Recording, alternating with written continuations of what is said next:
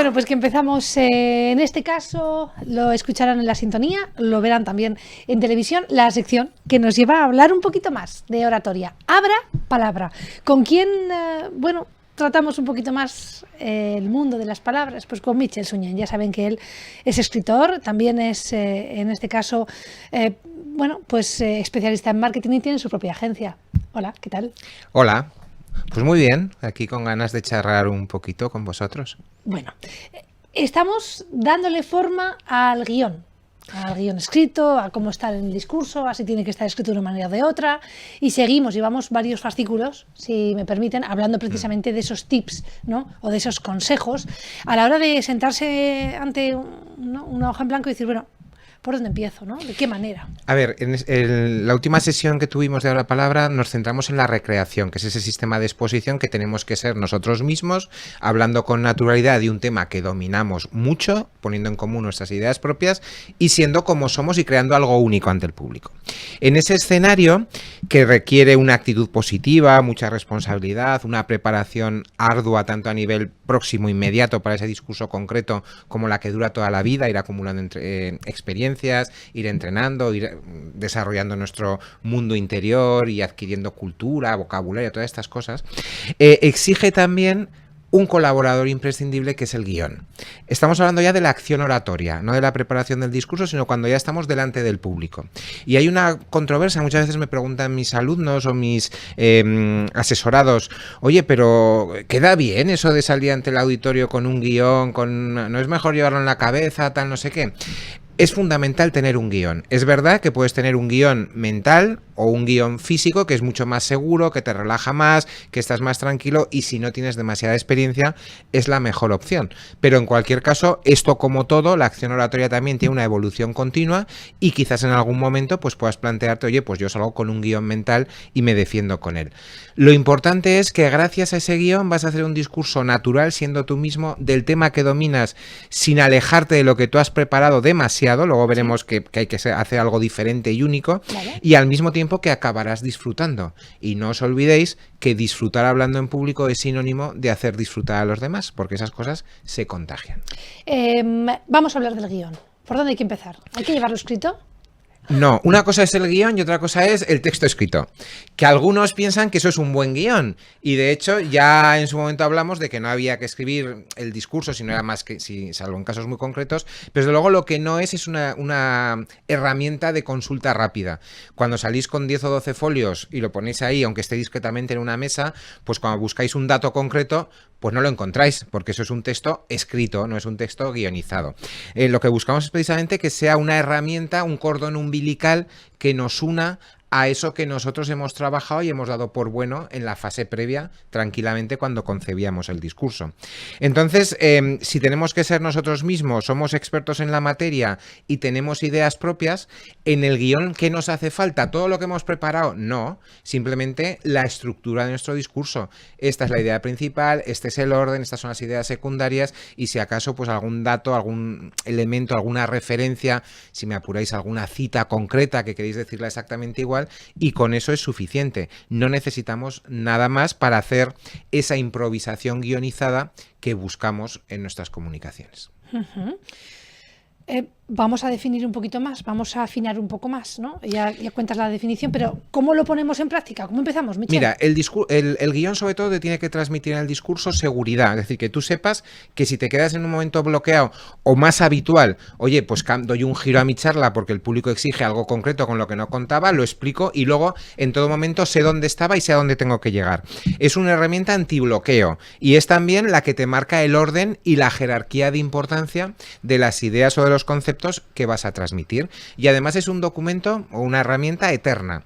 ¿A qué me refiero? Pues que si dentro de 6 meses te encargan ese discurso ante un público parecido en unas circunstancias semejantes, tú vas a recuperar ese guión y con pequeños cambios podrías hacer esa charla perfectamente, porque son ideas propias que tú ya tienes asumidas.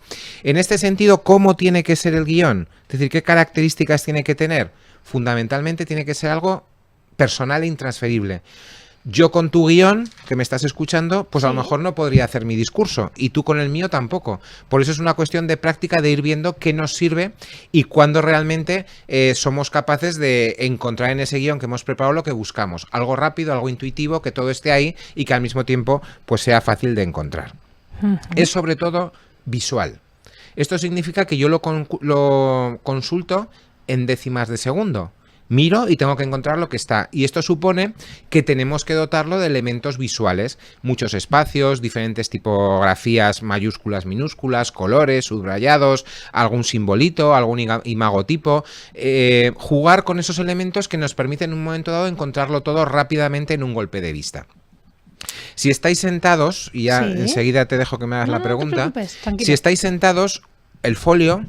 Los folios, venga, que voy a practicar, pueden ser un buen recurso. Y para los que estáis en la televisión, en vez de pasar así, es decir, volteando por encima, casi rozando de tu cara, un desplazamiento lateral es mucho más discreto y tienes el documento en las condiciones que te interesan. Este es un detalle, pues un truco, ¿no? Que viene bien, nunca se deja de aprender. Pero claro, si nosotros vamos a estar de pie y no tenemos un atril, pues a lo mejor esos folios nos molestan, sobre todo si estamos nerviosos. Ahora vais a oír un ruido en la radio porque estoy agitando, que es cuando me tiembla el pulso, que nos puede ocurrir. Hoy estamos tan nerviosos hablando en público que nos tiembla el pulso. Por eso las hojas, sobre todo si son grandes, no son especialmente recomendables. En tal caso, si las tienes que usar, una base dura, una carpetita o cualquier soporte te va a permitir dar esa estabilidad a los folios y evitar que tiemblen o que se muevan demasiado. Pero ¿cuál es la mejor opción? Si no elegimos el guión mental, que es más complejo, vamos a usar unas tarjetitas, de estas de toda la vida, del tamaño que te encaje en la mano, que no se ven mucho, tienes varias, las puedes ir pasando discretamente y van contigo y no pasa nada. Tener en cuenta que el público no busca superoradores, eso os lo he dicho muchas veces. Somos conscientes cuando vamos a escuchar una charla de que nadie es perfecto, de que nadie es súper guay y hace todo impecablemente, ¿no? Entonces, el que tú salgas con un guión, con una referencia, con una ayuda, es un tema menor si realmente tu charla engancha, persuade, convence, aporta, da servicio, da valor y enriquece al público que te está escuchando. Esa falsa inseguridad de decir, oye, pues es que yo salir con un guión van a decir que como no estoy preparado, al revés. El que normalmente quien sale sin un guión es porque no ha preparado el discurso, lo está improvisando. Por eso debemos hacer las cosas bien y en ese sentido está en nuestra mano usar esas tarjetitas o el sistema que nosotros queramos. Es genial, las para hacer ese guión. De hecho, mira, qué bueno esto que me dices, porque estamos en una etapa de debates que las tarjetitas están siendo habituales, también uno se fija en eso, ¿no? Y menos mal, porque en el Parlamento lo que son habituales son los folios que se leen, y se llama Parlamento, no lecturamento, ¿no? Que yo digo muchas veces esto, pero antes no era así. O sea, hablamos de los políticos de antaño con una cierta nostalgia, y a los que somos vetustos nos dicen, pero es que siempre estáis pensando en que lo del pasado fue mejor. No, pero es que la oratoria política en el Parlamento antes era oratoria, ahora es monólogos escritos redactados y leídos que se van superponiendo uno tras otro, ¿no? Y da igual de qué partido o condición política estemos hablando. Fundamentalmente el guión lo que te tiene que permitir es controlar la charla, saber en todo momento dónde estás, cuánto llevas contado y cuánto te queda por contar, y tener claro qué es lo prioritario y qué es lo secundario. ¿Por qué? Os lo he dicho antes, imaginaros que describes o explicas ante tu auditorio algo que pensabas que ellos conocían y por su feedback, por sus maneras de pensar, por cómo las caras que te ponen, los gestos que hacen, los cuchicheos, te das cuenta de que no tienen idea de ese concepto. Entonces tienes que dedicar tiempo, reaccionar y explicar eso, porque si no tu charla se desmonta. Pero claro, si es una charla que tiene un tiempo establecido, esos 5 o 10 minutos que dediques a ese aspecto con el que no contabas, lo tienes luego que reducir de otra parte. Si en tu guión tienes claro qué es lo principal, qué es lo secundario y qué es lo terciario, te va a resultar fácil hacer esa síntesis, esa selección, ¿vale? De lo contrario, ya no os digo si habéis memorizado el discurso o si lo estáis leyendo, no tenéis capacidad de reacción. Ese guión tiene que estar muy bien hecho, y es verdad que no hay una pauta mágica, es decir, el guión tiene que ser así, así, así, así. Yo he visto a alumnos míos que salían a hacer sus intervenciones con un guión que parecían jeroglíficos egipcios, todo dibujitos y tal, que yo sería incapaz de utilizarlo, y a ellos les venía muy bien y lo hacían muy bien.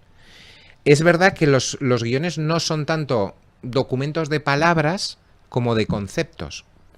Y en este sentido, cuando tomamos apuntes en la facultad, que algunos usábamos la X y la Q en vez del por qué, Pues eso a mí me puede servir, a ti quizás no, porque no lo has usado nunca. Pero ese tipo de trucos, de recursos, economizan espacio. Buscamos algo que sea muy rápido de consultar, que rápidamente llegues a lo que te interesa, y por eso, insisto, los fosforitos, los subrayados, las mayúsculas, los cambios de color, te marcan ahí, te pueden marcar un mapa, una brújula que te oriente perfectamente cuando tengas que, bueno, pues consultarlo.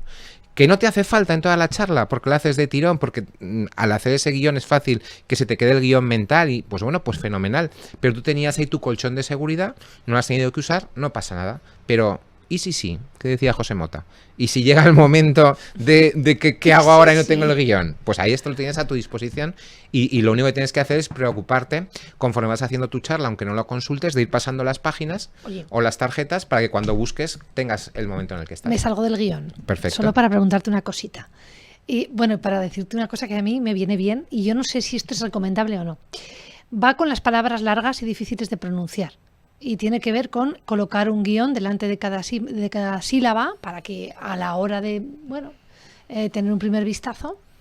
Mira, ¿Esto sirve o esto es de primero de básico? A ver, si te sirve a ti, ya sirve. Porque cada truco o recurso oratorio es sobre todo pensando en la persona que lo usa, lo que a uno le vale, a otro no, ¿no? Pero sí que es verdad que un recurso que va relacionado es que si tú tienes problemas o dificultades de vocalización o tiendes a hablar muy rápido, el silabeo es lo que te ayuda a pronunciar mejor. Si tú te atascas porque vas muy deprisa. Si en un momento determinado, en ese texto escrito que estás leyendo o en ese guión, tú te marcas una palabra especialmente complicada y la haces por sílabas, inconscientemente vas a hacerlo más despacio.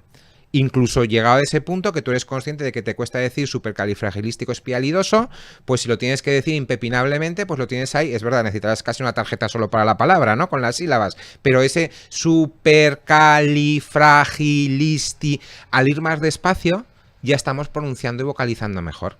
Puede ser un recurso, si te sirve, perfectamente válido, por supuesto.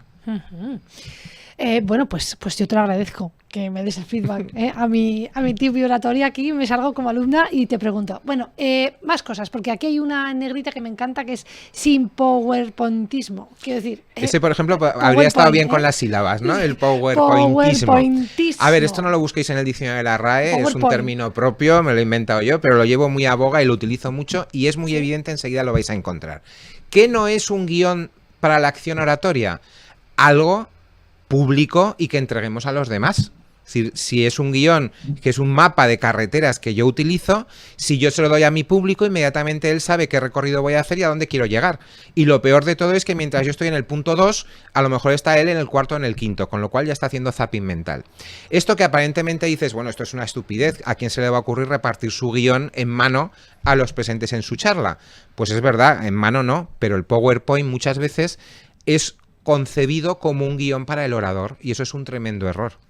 Cuando tú proyectas el PowerPoint y lo que haces es convertir una ayuda visual, las ayudas visuales son dos cosas, lo vais a entender enseguida, ayudas y visuales. Es decir, son un complemento de la charla, no son la charla, tanto que si falla el proyector tú puedes hacer la charla perfectamente igual y no pasaría nada, o debería ser capaz de hacerlo, y son visuales. Aquí sí que pasa un poco como con el guión que llevamos en la mano, que tiene que ser algo potente, ¿no? Que complete las palabras. Si las sustituye o lo que hace es obligar a leer mientras tú estás hablando, lo que haces es diluir la atención.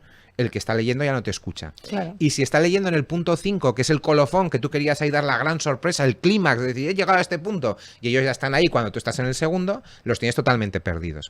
Ese error es muy frecuente, en parte porque hacer un PowerPoint, bueno, pues es entretenido. Y trabajas, aparentemente estás preparando la charla mucho, o no bien, pero estás metiendo horas. Por lo menos se mete aquí, ¿no? Bastante en la mente. Pero sobre todo como eliges colores, tipografías, fotografías, estás ahí un rato, te lo pasas entretenido y a lo mejor no tienes ideas propias, pero haces algo que dices, bueno, he estado 3 horas preparando la charla, ¿no? Y luego, como no te la sabes, como no tienes idea, y me he entretenido, mira qué bien lo he hecho, incluso los enseñas a tu gente y tal, mira qué PowerPoint más guay. Si tienes un poquito de gusto artístico, pues a lo mejor hasta queda algo espectacular, ¿no? Pero claro, has dedicado 3 o 4 horas a hacer una parte estética sin haber trabajado qué tienes que decir, a qué público, cómo lo haces, qué ideas propias, qué vivencias, qué recursos, cómo llegas al corazón, todo lo que es realmente esencial de la charla. Y que es tan esencial que aunque no tuvieras ayuda visual, lo tendrías tendrías que ser capaz de hacerlo. Entonces, a menudo quien hace ese PowerPoint de la bomba, que es la leche, lo proyecta y se lo carga totalmente, aunque sea el más bonito del mundo, porque lo que estás haciendo es entregar a tu público las llaves para que interprete a su manera, no como tú quieres, el discurso que tú vas a transmitir. Incluso en el caso concreto de que en un PowerPoint tengamos que hacer una proyección de muchas cosas, ideas concretas que no quiero que se me escapen y quiero ponerlas en común con ellos, en ese caso no proyectéis todas las ideas a la vez. Darle al clic para que cada idea vaya apareciendo sucesivamente y así tenéis el control vosotros. Los 10 mandamientos. El primero, amarás a Dios sobre todas las cosas, pero si ya tienes proyectados los décimos, alguno seguro que está en no cometerás actos impuros, ¿no? Que parece que resulta más atractivo en nuestros días. Entonces, ve tú guiándolos, primero el 1, luego el 2, comenta, luego el 3, 4, y vayan descubriendo contigo lo que tú les quieres contar, si no pierdes el control de la comunicación. Y eso es un grave error. Pues poco más queda por decir, ¿no? ¿Me dejo algo? No, aparte de que es muy aburrido seguir una charla de un orador que tiene un PowerPoint y lo utiliza como guión, tendría que decir que realmente dos cosas. El guión es y no es a la vez el discurso. Esto es una especie de misterio santo, digamos, ¿no? Es inseparable del discurso porque lo define, pero al mismo tiempo, cada vez que tú utilizas ese discurso, cada vez que utilizas ese guión, harás un discurso nuevo. Si tú lo utilizas por la mañana ante una clase y por la tarde ante otra clase de la misma edad, del mismo curso, usas ese guión, la charla va a ser distinta. Porque las reacciones del público son diferentes, porque tú estás en otra situación. Además, compañero, lo tengo que decir, está estudiado y me sigue ocurriendo. Ante una charla, ante una ponencia, a los 25 minutos no falla. Empiezo a ver que uno se despista, que uno abre la boca, que otro no está pendiente. Quiero decir, es que ya no me atrevo a decirte ni los 40 minutos de rigor. Es que no podemos estar más de 20 minutos hablando. Es que tenemos la cabeza preparada para perder la atención. Tener en cuenta que el interés, o sea, prestar interés a algo exige una atención consciente y eso es un esfuerzo. Cuando algo nos sorprende, nos llama la atención, eso inconscientemente nos centramos en ello, pero cuando tenemos que dedicar tiempo, tenemos que hacer un esfuerzo de voluntad porque hay muchos estímulos que nos llaman la atención. Yo realmente no establecería una duración óptima de una charla, 20 minutos, sí. Puedes decir muchas cosas y tal, pero si te alargas, lo importante no es cuánto tiempo estás, sino cuánto tiempo parece que estás. Entonces hay recursos, pues narraciones, subgéneros, anécdotas, recursos afectivos, que si tú, una proyección audiovisual en un momento determinado, gestionar el ritmo de la charla es muy importante, porque si no es verdad que cuanto menos lo hagas, antes se te va a cansar el público del todo. Pero cuando tú ves que antes de que empiezan a bostezar, que ya no tiene remedio, pero cuando empiezan a inquietarse, pues oye, es el momento de contar una evidencia personal, de poner una proyección de un vídeo que les puede sorprender, oír una música, es decir, cambiar el chip para que ellos reactiven su atención y se sientan de nuevo enganchados contigo. Pero esto es una lucha constante, Tienes que estar planteando cebos permanentemente para reactivar la atención hasta el final. Totalmente de acuerdo. Bueno, pues ahí dejamos esta cuestión. Es importante el guión, que no el discurso escrito. El discurso escrito no siempre es recomendable. A menudo no casi nunca. Y nunca hay que llevarlo a una sala. Y sobre todo cuando vas a hacer la acción oratoria. Nunca el discurso escrito. Venga, lo vamos a dejar aquí. Gracias por tu tiempo con nosotros. Nos oímos en unos días y seguimos dando tips de oratoria. Gracias. Hasta pronto. Gracias. Adiós.